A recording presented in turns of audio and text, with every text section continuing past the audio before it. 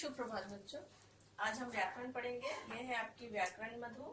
व्याकरण में हमारा पहला पार्ट है भाषा, लिपि और व्याकरण। व्याकरण की एक अलग कॉपी बनेगी, मैंने आपको पहले ही बताया था। ठीक है, तो पहले हम देखेंगे भाषा किसे कहते हैं, लिपि और व्याकरण। ठीक है, चित्र में आपको दिखाई दे रहा होगा, इसमें आपको चित्र दिखाई दे रहा है। उस चित्र में देखेंगे, देखिए, पढ़िए और समझिए। मैंने कल सर्कस में हाथी देखा।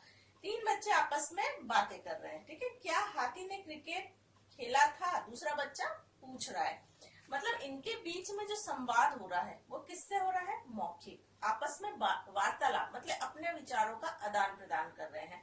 ठीक है, वो अपना विचार बता रहा है कि मैं कल सर्कस गया था, सर्कस में मैंने देखा हाथी। तो दूसरा क्या पूछ रहा है उससे, क्या तुमने हाथी को क्रिकेट खेलते देखा। जो आपस में विचारों का आदान प्रदान होता है उसे क्या कहा जाता है, भाषा। दूसरे चित्र में है शिक्षिका पढ़ा रही है, बोर्ड में लिखा हुआ है भाषा वह साधन है जिसके द्वारा हम अपने विचारों को दूसरे तक पहुंचा सकते हैं, और बच्चे ध्यानपूर्वक सुन रहे हैं। ठीक है, पहले चित्र में कबीर अपने मित्रों को बोलकर बता रहा है। बोलकर बता रहा है मतलब मौखिक भाषा। अभी जैसे मैं को बोल रही हूँ, तो ये किसका यूज कर रहे हैं, किसका इस्तेमाल हो रहा है, मौखिक भाषा का। कल मैंने सर्कस में हाथी देखा, उसके चित्र, उनकी बातों को सुनकर उसके प्रश्न पूछ रहे हैं। क्या हाथी ने क्रिकेट खेला था। उसके जो दूसरे मित्र है वो क्या हो रहे हैं, पूछ रहे हैं कि क्या हाथी ने कल क्रिकेट खेला था। दूसरे चित्र में अध्यापिका संकेत से ग्रीन बोर्ड पर लिखे हुए को पढ़कर समझाने के लिए कह रही है, जो कि बोर्ड में लिखा हुआ है। जैसे ये बोर्ड में लिखा हुआ है भाषा, लिपि और व्याकरण, तो ये क्या है, लिखित। ठीक है, भाषा का लिखित रूप है। जो लिखा होता है वो लिखित रूप, जो हम मुंह से बोल रहे हैं, अपने विचारों का आदान प्रदान कर रहे हैं, वो क्या हो गया, मौखिक भाषा। लिखित भाषा के बहुत सारे रूप हैं, जैसे कि अभी हम ईमेल के माध्यम से, है ना, व्हाट्सएप के माध्यम से जो लिखित मैसेजेस कर रहे हैं, तो वो क्या है, लिखित भाषा। इससे स्पष्ट हो जाता है हम बोलकर, सुनकर और लिखकर, पढ़कर एक दूसरे की बातों को समझ सकते हैं। अपने विचारों का आदान प्रदान इन साधनों के माध्यम से होता है, जिसे कि हम भाषा कहते हैं। ठीक है, भाषा के माध्यम से हम अपने साधनों का आदान प्रदान कर रहे हैं। मुझे आपसे कुछ कहना है, आपको यदि कोई पार्ट समझ में नहीं आता, कोई चीज समझ में नहीं आती, तो आप लोग जैसे मुझे अभी वॉइस मैसेज करते, ठीक है, या कई लोग रिटर्न में करते, तो ये क्या हो रहा है, भाषा का आदान प्रदान हो रहा है।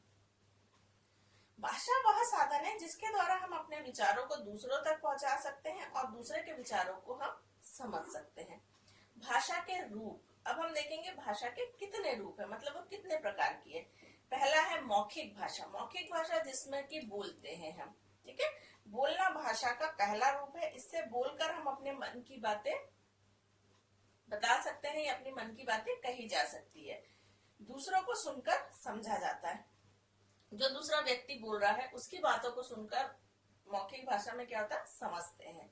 मोबाइल पर बात करना, रेडियो सुनना मौखिक भाषा के उदाहरण है। जैसे अभी मैं ये आपको वीडियो सेंड कर रही हूँ, ये भी एक मौखिक भाषा का उदाहरण है। ठीक है, दूसरा है लिखित भाषा। लिखित भाषा, लिखना भाषा का दूसरा रूप है। इसमें लिखकर हम मन की बातों को दूसरे तक पहुंचाते हैं। Excuse me. दूसरा इसे पढ़कर समझता है। ठीक है, जैसे ये बच्चा लिख रहा है, आप लोग जो प्रश्न उत्तर लिख के रखते हैं, वो क्या है, भाषा का लिखित रूप है। पुस्तक और समाचार पत्र आदि लिखित भाषा के उदाहरण, जैसे हमारे बुक में भी जो लिखा हो, ये भी एक क्या है, लिखित भाषा का उदाहरण है। सांकेतिक भाषा। सांकेतिक भाषा मतलब जिसमें बोलकर नहीं किया जाता है, ठीक है, सिर्फ संकेतों के द्वारा। संकेतों के भाषा जैसे यातायात के नियम, आपने यातायात पुलिस को देखा होगा, है ना, जो ट्रैफिक में खड़े रहते हैं, वो हाथ से इशारा करते हैं कि किस तरफ की लाइन को खड़े होना है, किस तरफ रोड, यदि चौराहा है तो कौन सी किसे रुकना है और किस तरफ के लोगों को जाना है। ठीक है, मगर इसमें अन्य बातों का विस्तार से नहीं समझा जा सकता। इसमें सिर्फ छोटी चीजों को समझा जा सकता, बाकी बातों को हम नहीं समझ सकते। सांकेतिक भाषा का प्रयोग मुख्यतः मूक बधिर लोग भी करते हैं, जैसे कि जो बोल नहीं सकते, सुन नहीं सकते, है ना, तो वो लोग सांकेतिक भाषा से अपने विचारों को प्रकट करते हैं। सांकेतिक भाषा का भाषा के रूप में अध्ययन नहीं किया जाता, ठीक है। इसलिए सांकेतिक भाषा क्योंकि हर कोई नहीं समझता है। हम ट्रैफिक रूल की तो बातें समझ जाते हैं कि वो क्या बोल रहे ट्रैफिक पुलिस, मगर अगर कोई बहरा या गूंगा इंसान हमें संकेतों से समझाना चाहता तो हम इतने आसानी से नहीं समझ पाते हैं। फिर है विभिन्न भाषाएं, ठीक है। संसार में हजारों भाषाएं लिखी पढ़ी और बोली जाती है, ठीक है। हमारे संसार में बहुत सारी भाषा लिखी पढ़ी और बोली जाती है। अपने हर देश की अपनी अपनी भाषा है, जैसे जर्मनी की जर्मन है ना, हर देश की अपनी अपनी भाषा है।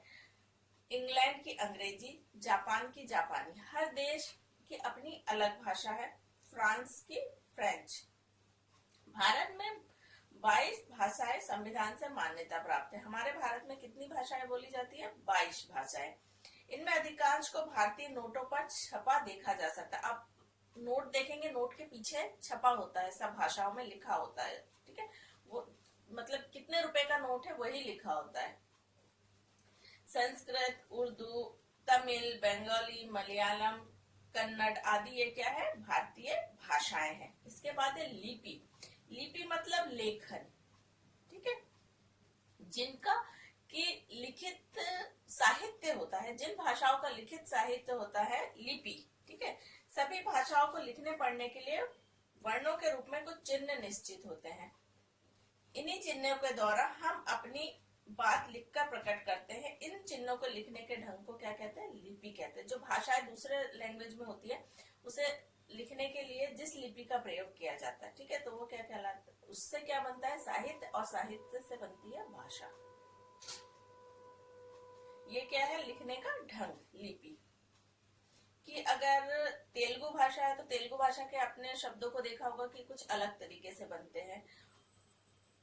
मराठी देखेंगे तो मराठी कुछ अलग तरीके से लिखा होता है ना, तो इनकी लिपियां क्या होती है? अलग होती है।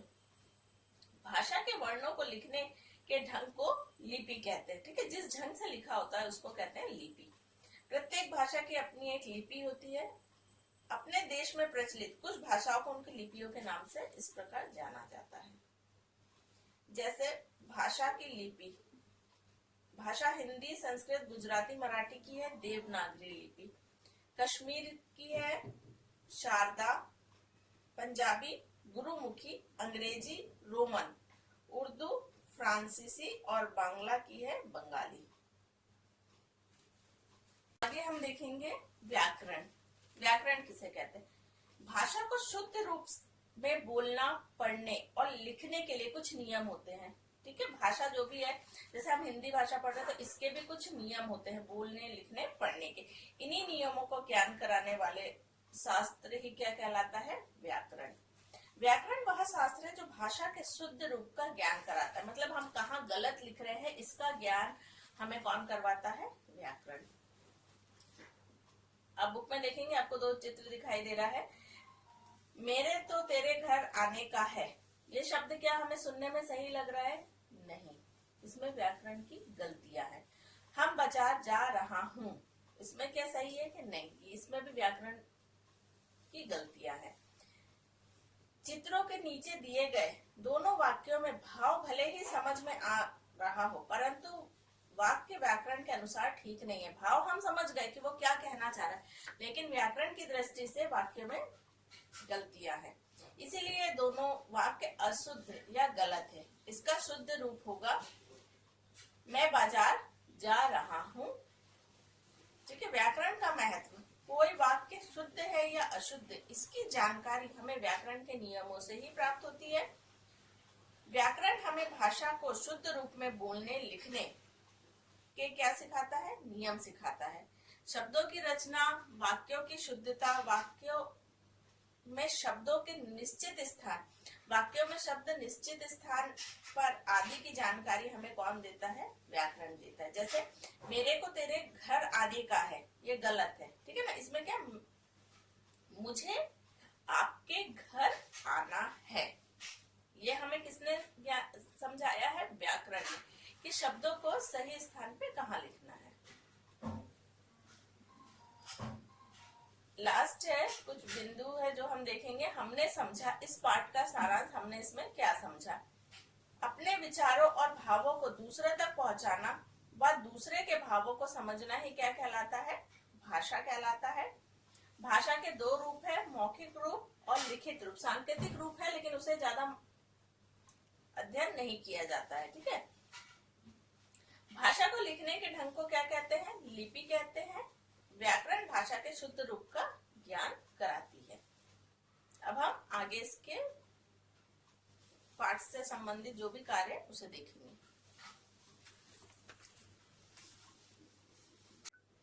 बच्चों अब हम आगे देखेंगे उचित शब्द। ये है आपका प्रश्न उत्तर, इसको अभी हम नहीं करेंगे, ठीक है। आओ करके देखते हैं। निम्नलिखित प्रश्नों का संक्षिप्त रूप लिखिए, इसको हम कल करेंगे। आज हम करेंगे जो हमने पढ़ा है उससे आपको कितना समझ में आया, ठीक है। इस काम को आपको बुक में ही करना है। यहाँ पे पहले आप डेट लिखेंगे, आज की दिनांक है 13/4/21, ठीक है। उचित शब्दों का प्रयोग करके रिक्त स्थानों की पूर्ति कीजिए। भाषा के दो रूप होते हैं। भाषा के दो रूप होते हैं, खालिस्तान और लिखित। तो यहाँ पे क्या लिखेंगे आप? मौखिक। तो भाषा के दो रूप होते हैं, मौखिक भाषा और लिखित, ठीक है। दूसरा है, भाषा को लिखने के ढंग को क्या कहते हैं? लिपि कहते हैं। अभी हमने पढ़ा है लिपि के द्वारा ही भाषा लिखी जाती है, ठीक है, जिससे कि समझ में आता है। खालिस्तान भाषा के शुद्ध रूप का ज्ञान कराता है। तो कौन कराता हमें? व्याकरण भाषा के शुद्ध रूप का ज्ञान कराता है। समाचार सुनना भाषा का मौखिक रूप है, क्योंकि हम सुन रहे हैं कानों से, ठीक है ना। फिर है, ये सब आप बुक में ही करेंगे पेंसिल का इस्तेमाल करते हुए। दूसरा है, भाषा और लिपि का सही मिलान कीजिए। मतलब किस भाषा की कौन सी लिपि है? उर्दू भाषा की होती है फारसी, ठीक है। अंग्रेजी की है रोमन लिपि, पंजाबी की है गुरुमुखी, हिंदी की है देवनागरी, ठीक है। इस टाइप से आप मैच करेंगे।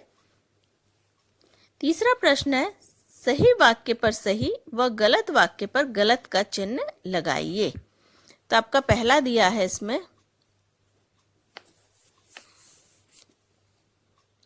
भाषा वह साधन है जिसके द्वारा हम अपने विचार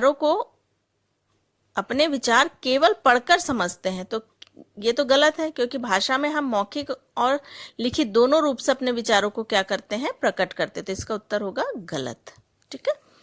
भाषाओं को लिखने के लिए उसके कुछ चिन्ह निश्चित होते हैं। हाँ, चिन्ह मतलब लिपियां। हर भाषा की अलग अलग लिपियां होती है। तो क्या होगा? ये सही।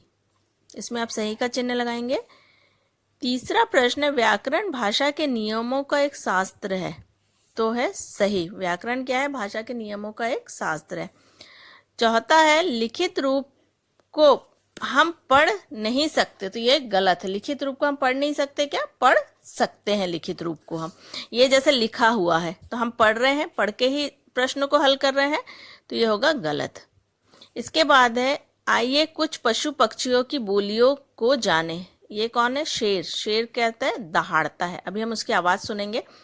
बकरी मैं, बिल्ली म्याऊ, कबूतर गुटरगू, चिड़िया चीची और मोर केहू। मैं अभी आपको इसके कुछ आवाजें सुना रही हूँ जिसको आप लोग ध्यानपूर्वक सुनेंगे, ठीक है। आज का आपका वर्क है कि आप इसी को अपनी बुक में कंप्लीट करेंगे और इन प्रश्नों को आप खुद से ढूंढने की पहले कोशिश करेंगे, फिर मैं आपके इसके आंसर कल हम इनको करेंगे, ठीक है, जिससे कि आप एक बार फिर से इस चैप्टर को आपका रिवाइज हो जाएगा पढ़ने के रूप में।